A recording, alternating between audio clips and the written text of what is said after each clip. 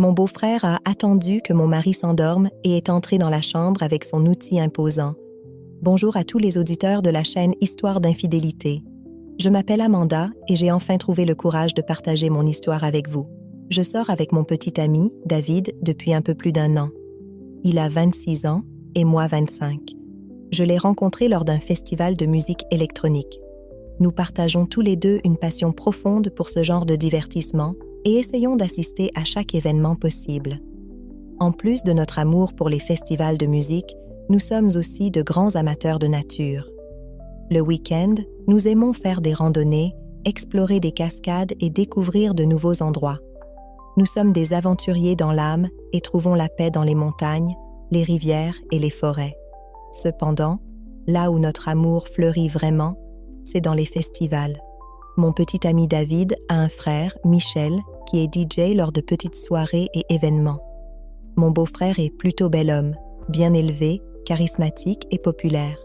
Tout le monde connaît Michel et il est un favori dans la scène musicale locale. Maintenant, je vais vous révéler un petit secret. Depuis que je suis jeune, j'ai rêvé de sortir avec quelqu'un de célèbre, un chanteur, un acteur ou un mannequin. Cependant, cette opportunité ne s'est jamais présentée. Je sais que beaucoup d'entre vous pourraient me juger pour ce rêve, mais honnêtement, cela ne me fait rien. David est le plus grand fan de son frère et essaie toujours d'assister aux événements où Michel se produit. Naturellement, je l'accompagnais à tous ses spectacles sans en manquer un seul. Un soir, après l'une des performances incroyables de Michel, David et moi sommes allés dans les coulisses pour le féliciter.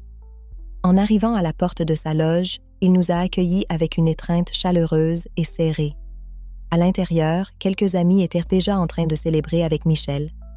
Nous avons rejoint la conversation qui s'est déroulée facilement entre nous, remplie de rires et d'histoires. Au milieu de notre discussion, David a suggéré une idée, passer un week-end en camping à quelques kilomètres de la ville.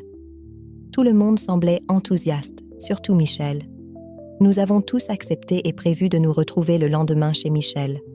Le jour venu, nous nous sommes réunis tôt, puis sommes allés au supermarché ensemble pour acheter tout ce dont nous aurions besoin. De la viande, du pain, des salades, des encas et, bien sûr, beaucoup de boissons. Nous voulions nous assurer d'avoir tout pour un barbecue parfait en plein air.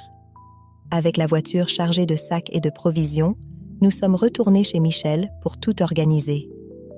Après avoir rangé les essentiels dans la voiture, nous avons pris la route pour le camping.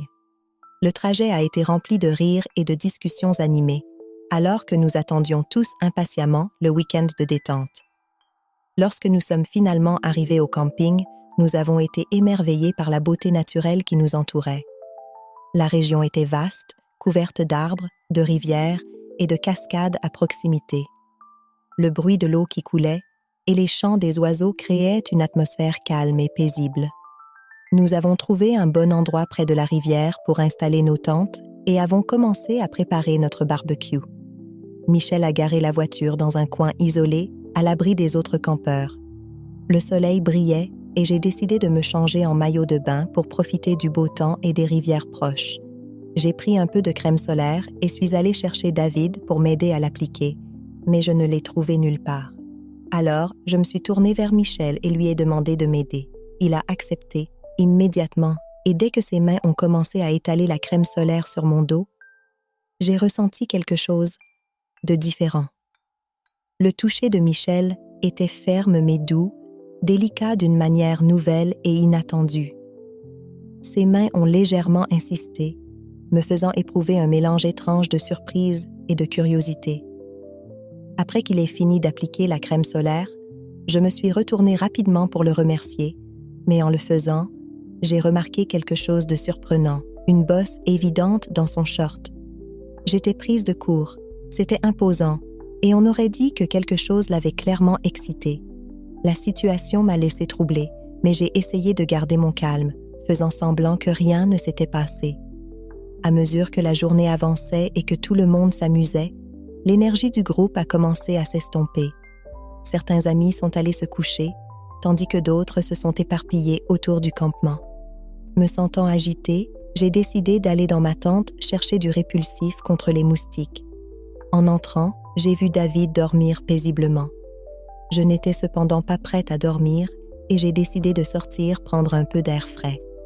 En sortant de la tente, j'ai vu Michel debout seul près du barbecue en train de faire défiler son téléphone. Le calme de la nuit, combiné à la lumière douce du feu de camp, créait une atmosphère sereine. Sa présence était étrangement réconfortante et je me suis retrouvée attirée vers lui, ayant envie d'une conversation légère. Nous avons décidé de faire une promenade autour du campement avec une discussion qui se déroulait naturellement. Au fur et à mesure que nous marchions, l'atmosphère entre nous a commencé à changer, devenant plus intime à chaque pas. Lorsque nous avons atteint la zone près des toilettes du camping, la conversation a pris un tournant plus personnel. Et la tension entre nous a monté d'un cran. Soudain, Michel s'est arrêté, m'a regardé et sans réfléchir, nous nous sommes embrassés. C'était un baiser intense, inattendu, qui s'est rapidement transformé en quelque chose de plus profond.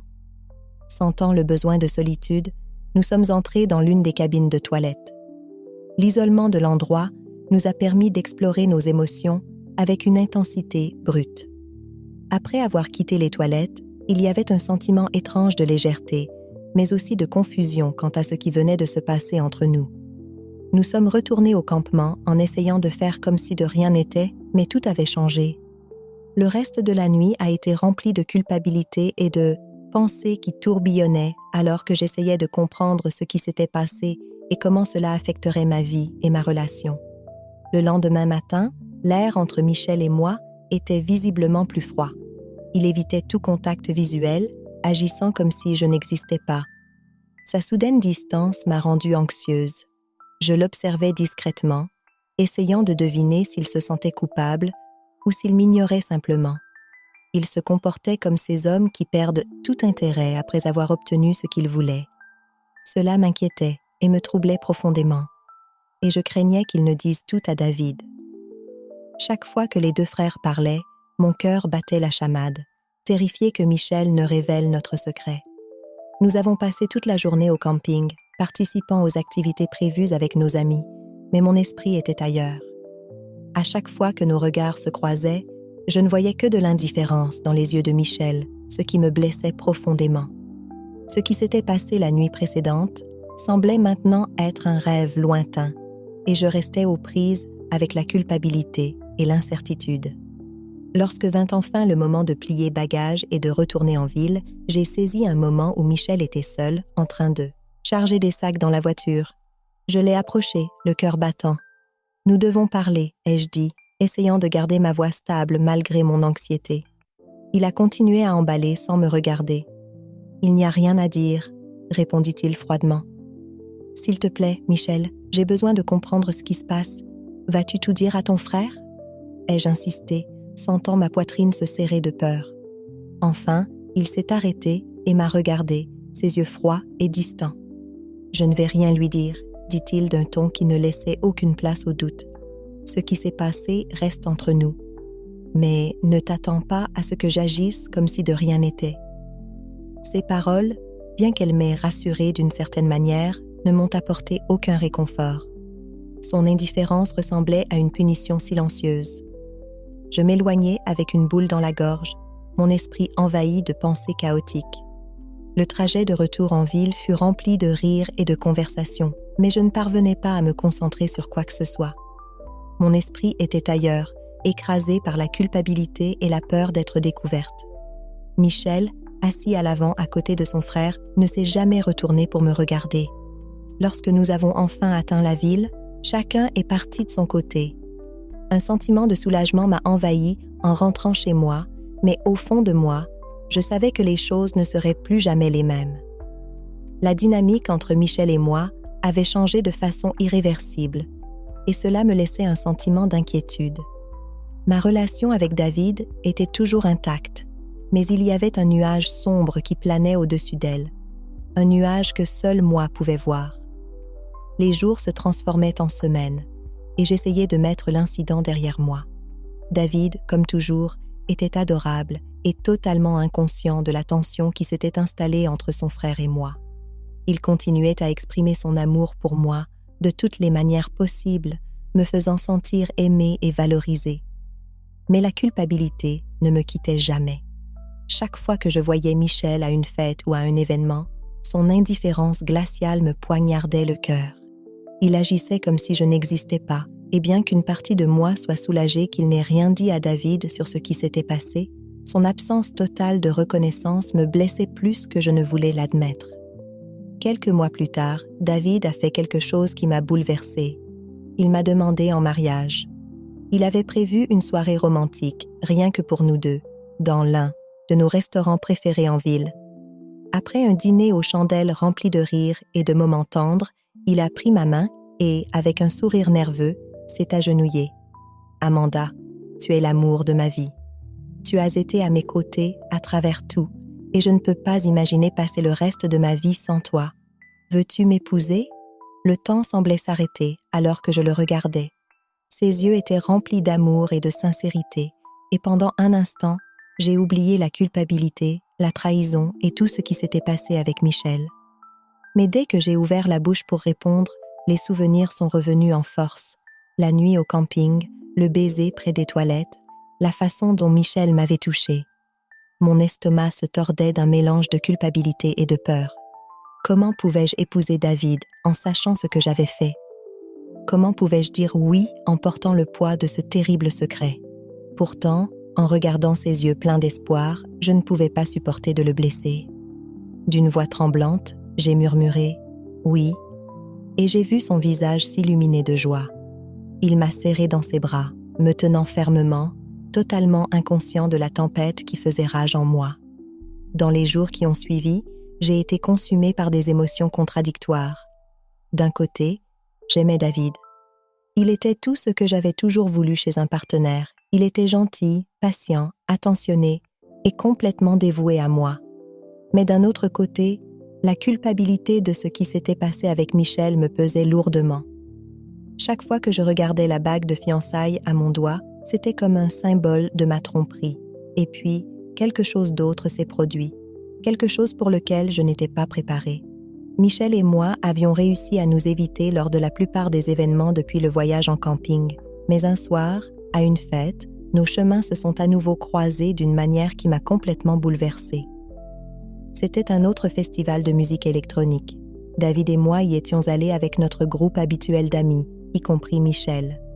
La nuit était sauvage, comme toujours, les rythmes palpitants, les lumières clignotantes et l'énergie enivrante de la foule me faisaient me sentir vivante comme seuls ces festivals pouvaient le faire. Je buvais plus que d'habitude, l'alcool alimentant l'euphorie de la nuit. David était quelque part avec ses amis, plongés dans leur propre monde, et je me suis retrouvée perdue dans la musique, dansant avec une insouciance folle. Il ne fallut pas longtemps avant qu'un inconnu n'attire mon attention. Il était grand, beau, et dégageait une certaine confiance qui me rappelait David. Je n'y pensais pas trop au début, mais au fil de la soirée, nous nous sommes retrouvés à danser de plus en plus près. Ses mains se sont posées sur ma taille, et avant que je ne m'en rende compte, nous étions collés l'un à l'autre, bougeant au rythme de la musique. Ma tête tournait, à la fois à cause de l'alcool et du frisson d'être dans l'instant. Puis, c'est arrivé.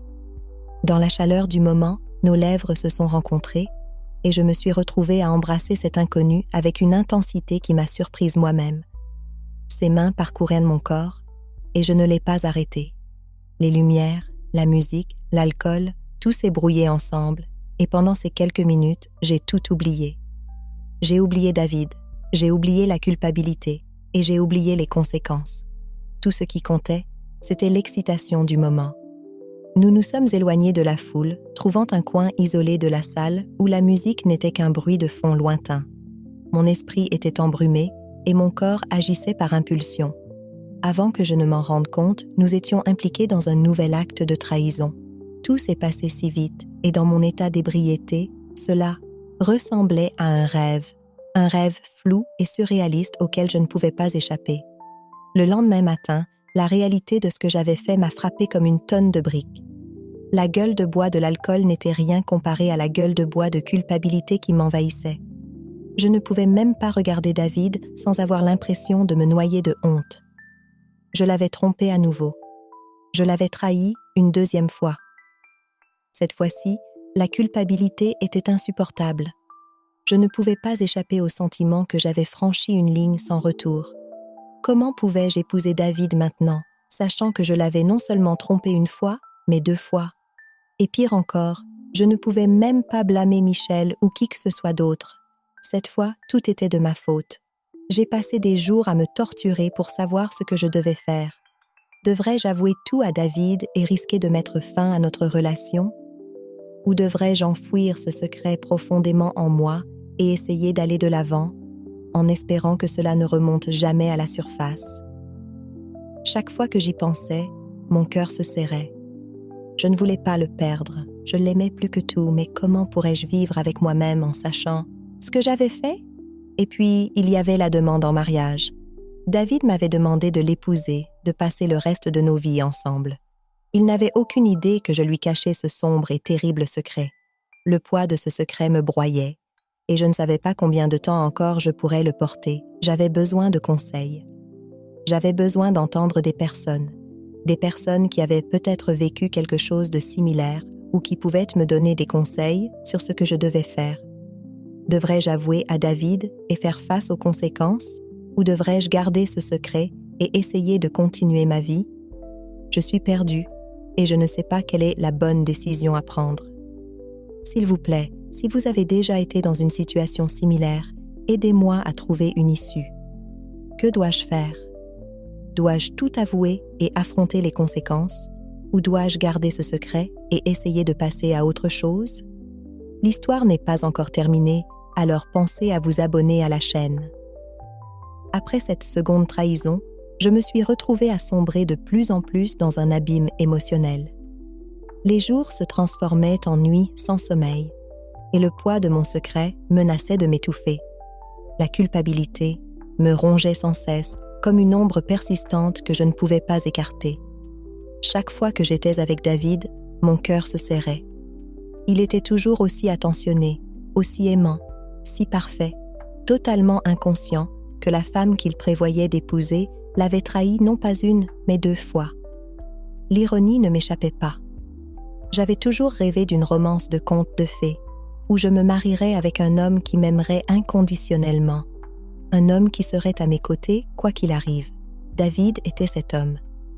Mais dans ma réalité tordue, c'était moi qui avais trahi la sainteté de notre relation, non pas 1, mais 2 fois, et avec 2 hommes différents.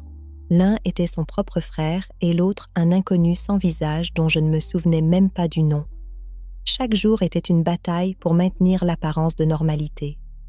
Je me réveillais à côté de David, son bras protecteur autour de moi, et une vague de honte m'envahissait.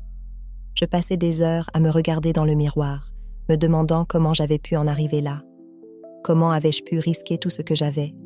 Était-ce une quête de sensations fortes? Était-ce une insatisfaction profonde que je n'avais pas encore admise à moi-même? Ou étais-je simplement incapable d'être la femme que David pensait que j'étais? Les fiançailles avaient jeté mon existence entière dans le désordre.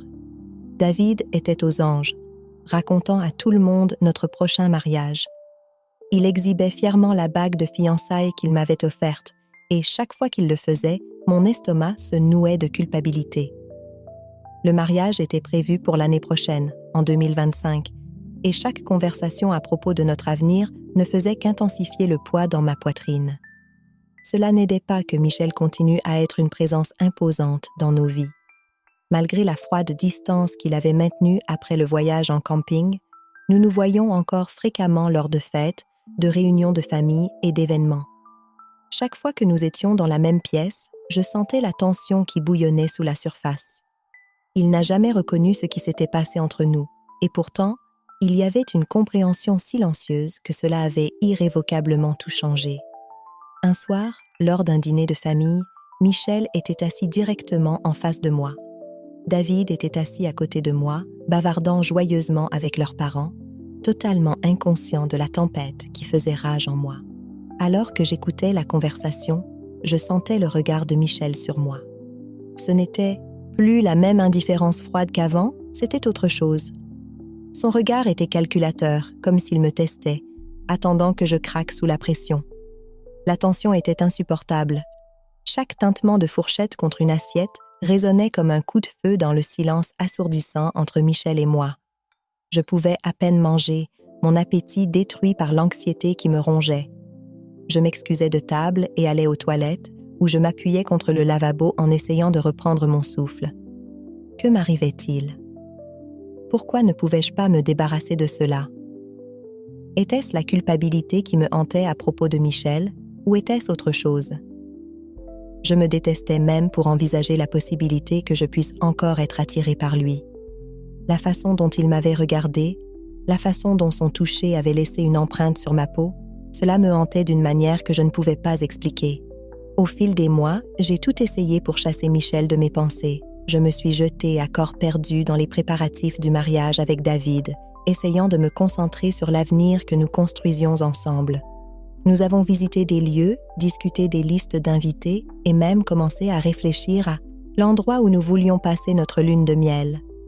Chaque fois que je souriais à David et que je parlais de notre avenir, je me sentais comme une imposteur. Je vivais un mensonge, et plus je tentais de me convaincre que je pouvais passer à autre chose, plus la culpabilité me consumait. Mais la situation avec Michel était loin d'être résolue. Un soir, David et moi avons assisté à une autre fête où Michel était DJ. La musique était forte, les lumières clignotaient et la foule était en délire, comme d'habitude. David était parti discuter avec des amis, me laissant seule près du bar. Je regardais Michel commander la foule depuis la cabine de DJ, son charisme attirant l'attention de tous. J'essayais de me concentrer sur la musique, mais tout ce à quoi je pouvais penser, c'était la nuit que nous avions partagée au camping. Le souvenir de ce baiser, la manière dont ses mains avaient reparcouru mon corps, tout revenait en force, me submergeant d'un mélange d'émotions que je ne pouvais pas démêler. Je me haïssais de penser à cela, mais je ne pouvais pas m'en empêcher. Il y avait quelque chose chez Michel qui restait dans mon esprit comme une addiction dangereuse. Soudain, comme s'il avait senti mon regard, Michel leva les yeux de la cabine de DJ et croisa mon regard. Pendant un bref instant, tout le reste disparut. La musique, la foule, les lumières, tout s'effaça en arrière-plan. Ses yeux se fixèrent sur les miens et je ressentis une tension familière se tordre dans mon estomac. Il garda mon regard un peu plus longtemps que nécessaire avant de reporter son attention sur la foule, mais le mal était fait. Mon cœur battait la chamade et mon esprit tourbillonnait de pensées que je ne voulais pas avoir. Après son set, Michel se dirigea vers le bar. Je savais que je devais partir, éviter toute interaction avec lui, mais mes pieds semblaient enracinés sur place. Il s'approcha de moi avec une désinvolture, comme si rien ne s'était jamais passé entre nous. Mais il y avait un éclat dans son sourire, une lueur dans ses yeux qui me donna des frissons. « Tu as l'air tendu », dit-il d'une voix basse, assez pour que seul moi puisse l'entendre. « Tu penses toujours à cette nuit ?» Mon souffle se coupa. Je ne voulais pas lui donner la satisfaction de savoir à quel point cette nuit m'avait affectée, mais la vérité, c'est que je n'avais pas pu arrêter d'y penser. J'essayais de garder ma voix calme en répondant « C'était une erreur, Michel. Nous le savons tous les deux. » Il se pencha légèrement, ses lèvres effleurant, mon oreille en murmurant « Était-ce vraiment une erreur? Ou bien as-tu peur de ce que cela signifie ?» Je reculai, mon cœur battant à tout rompre. Que cherchait-il à faire? Était-ce un jeu pour lui? J'ouvris la bouche pour répondre, mais avant que je ne puisse dire quoi que ce soit, David apparut, complètement inconscient de la tension entre son frère et moi. Il passa un bras autour de mes épaules, souriant joyeusement. « Hé, ma chérie, tout va bien ?» demanda-t-il en m'embrassant affectueusement sur la joue. Je forçai un sourire, hochant la tête. « Oui, ça va, je prenais juste un verre. » Michel acquiesça d'un geste et s'éloigna, me laissant là avec David, mon cœur toujours battant la chamade. À cet instant, j'avais envie de tout lui avouer. Je voulais confesser la vérité, me libérer de ce poids écrasant qui me dévorait de l'intérieur. Mais je ne pouvais pas. Pas ici, pas comme ça. Au fil des semaines, la tension entre Michel et moi n'a fait que grandir. C'était comme si nous étions enfermés dans une bataille silencieuse, chacun de nous refusant de confronter ce qui s'était passé, mais incapable de réellement passer à autre chose. Il continuait à agir de manière indifférente, la plupart du temps, mais il y avait ces moments, bref, fugaces, où son regard s'attardait un peu trop longtemps, où ses paroles portaient un sous-entendu que seuls lui et moi pouvions comprendre. Puis est venue la goutte d'eau. Un soir, lors d'une énième fête, les choses ont dégénéré d'une manière que je n'avais pas anticipée. Il était tard, et l'alcool avait fait tomber les inhibitions de tout le monde. David était à nouveau avec ses amis, me laissant seul près du feu de camp à l'extérieur. Michel m'y rejoignit, et pour la première fois depuis des mois, il ne se cacha pas derrière une façade. « Tu dois faire un choix, Amanda, » dit-il d'un ton direct, sa voix basse et sérieuse. « Tu ne peux pas continuer à vivre comme ça, tu ne peux pas nous avoir tous les deux. » Je le fixai, le cœur battant. « De quoi parles-tu » demandai-je, même si je savais exactement ce qu'il voulait dire. Il fit un pas en avant, ses yeux brûlants d'intensité. « Tu sais très bien de quoi je parle. Tu ne peux pas épouser David et continuer à prétendre que rien ne s'est passé entre nous. Ce n'est pas juste pour lui. Ce n'est pas juste pour toi. » Je sentais comme si le sol se dérobait sous mes pieds. Il avait raison, bien sûr. Je ne pouvais pas continuer à prétendre, mais l'idée de perdre David, l'homme qui m'aimait si profondément, était insupportable. Je ne voulais pas le blesser, mais comment pourrais-je l'épouser en sachant ce que j'avais fait? Comment pourrais-je marcher vers l'autel avec ce secret suspendu au-dessus de nous? Michel, je ne sais pas quoi faire, avouai-je, la voix à peine audible. Il soupira, passant une main dans ses cheveux. « Je ne te dis pas de me choisir, » dit-il doucement. « Je te dis juste d'être honnête. Si tu l'aimes, tu lui dois la vérité.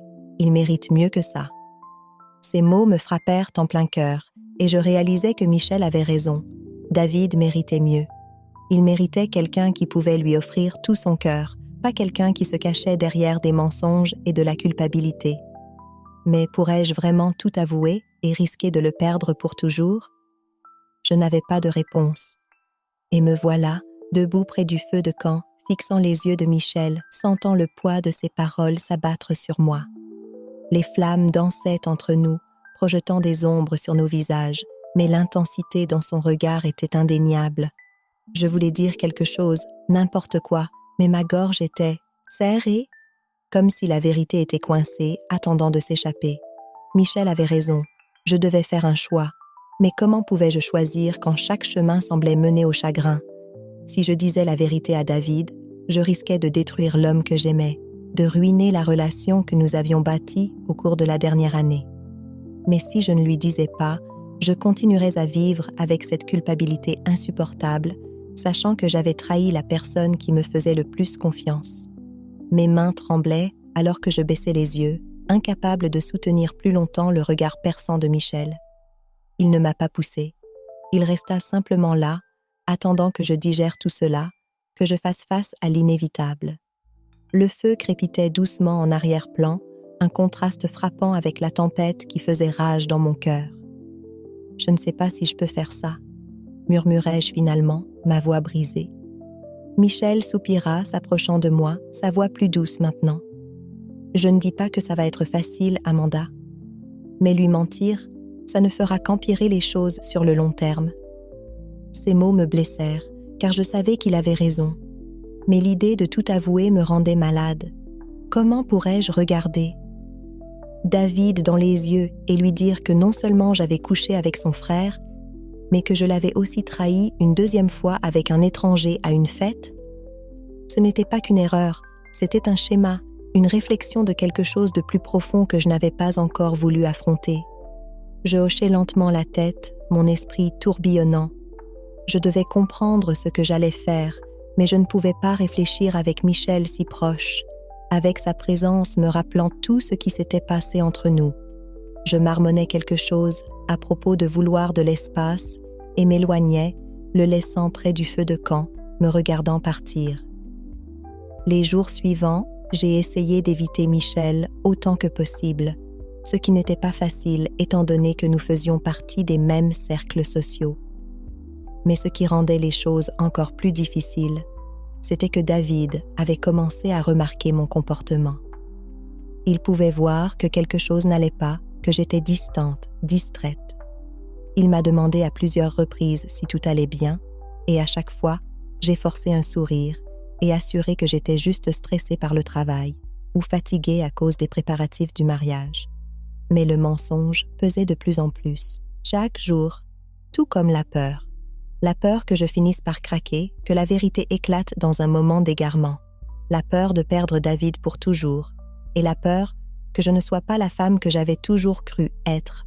Peut-être, au fond, que je n'étais pas capable de l'amour et de l'engagement que David méritait. Un soir, après un autre dîner familial tendu où Michel et moi avons échangé des regards furtifs, David a finalement décidé de me confronter. Nous étions assis sur le canapé, regardant un film, mais mon esprit était ailleurs. Je ne me suis même pas rendu compte que David avait mis le film en pause, jusqu'à ce que je le sente se tourner vers moi. Quand j'ai regardé dans sa direction, il me fixait avec une expression inquiète. « Amanda » commença-t-il doucement. « Qu'est-ce qui se passe? Tu es distante ces derniers temps. C'est à propos du mariage? Tu as des doutes? » Mon cœur s'emballa dans ma poitrine. Je ne m'attendais pas à ce qu'il aborde le sujet si directement et pendant un moment, j'étais complètement perdue. Devrais-je tout lui dire maintenant? Devrais-je tout lui avouer et laisser les choses se dérouler? L'idée de le perdre était insupportable, mais tout comme l'idée de continuer à vivre dans ce mensonge. J'ai pris une grande inspiration, essayant de calmer la panique qui montait en moi. Je ne sais pas, ai-je finalement admis, ma voix tremblante. Ce n'est pas vraiment le mariage, c'est juste, je me sens dépassée. David fronça les sourcils, ses yeux cherchant les miens.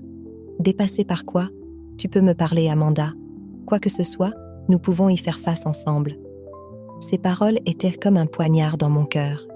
Il était si gentil, si compréhensif, et pourtant c'était moi qui l'avais trahi. Comment pourrais-je lui dire la vérité maintenant? Comment pourrais-je détruire tout ce que nous avions construit ensemble? J'ai pris une profonde inspiration, essayant de trouver la force de parler. Je t'aime, David, je t'aime vraiment, mais il y a quelque chose que je dois te dire. Son expression changea, une lueur de préoccupation traversant son visage. Qu'est-ce que c'est? Les mots étaient sur le bout de ma langue. J'étais là, prête à plonger dans la vérité, prête à tout avouer. Mais alors, la peur m'a saisie à nouveau, et je n'ai pas pu le faire. Je ne pouvais pas briser son cœur comme ça. Ce n'est rien, ai-je dit rapidement en forçant un sourire. Je pense juste que je me... Mais trop de pression avec le mariage. Peut-être que j'ai juste besoin de faire une pause dans les préparatifs. David m'a regardé pendant un long moment, comme s'il essayait de décider s'il devait me croire ou non.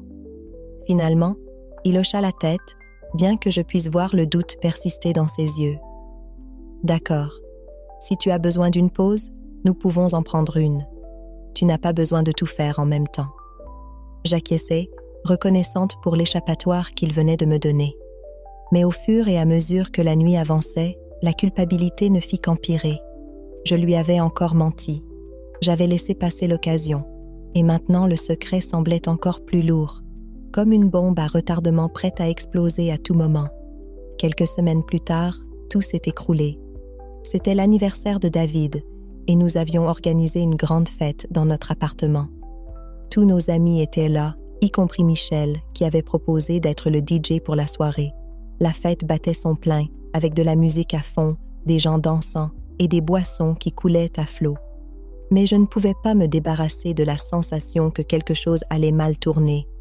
J'ai essayé de me concentrer sur David, sur la célébration de son jour spécial. Mais chaque fois que j'apercevais Michel derrière les platines, mon estomac se tordait en nœuds.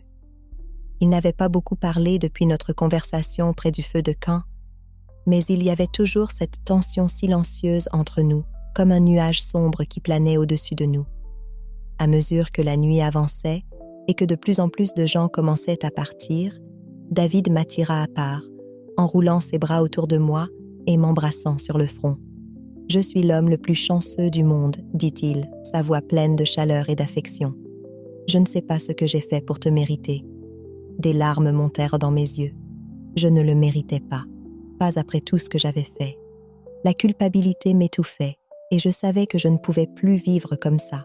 Je devais lui dire la vérité, peu importe les conséquences. « David, commençai-je, ma voix tremblante, il y a quelque chose que je dois te dire. » Mais avant que je puisse terminer, la sonnette retentit.